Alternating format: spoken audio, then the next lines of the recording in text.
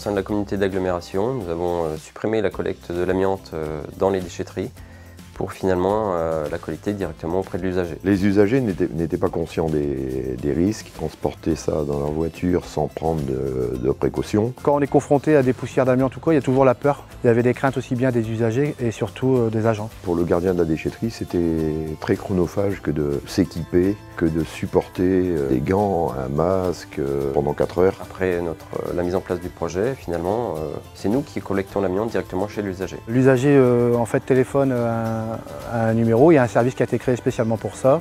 Il y a une prise de rendez-vous qui est prise où un agent se déplace directement chez l'usager. Il donne les consignes de sécurité qui permettent à l'usager de remplir le big bag de façon sécurisée. Il lui laisse un document qui rappelle les mesures simples à mettre en application. Il explique comment fermer hermétiquement ce big bag et où déposer le big bag pour qu'il puisse être enlevé par notre camion grue. Moi je ne touche pas l'amiante, j'explique aux gens, je les informe comment il faut démonter l'amiante, il y a une procédure.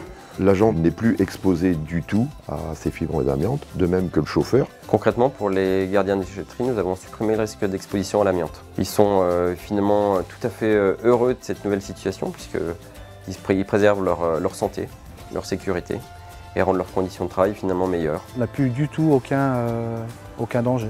On n'est plus exposé. Oui, ça fait 5 ans que je fais ça et j'adore mon travail. Le contact avec les gens, avec l'usager, tout ça pour dire de les informer.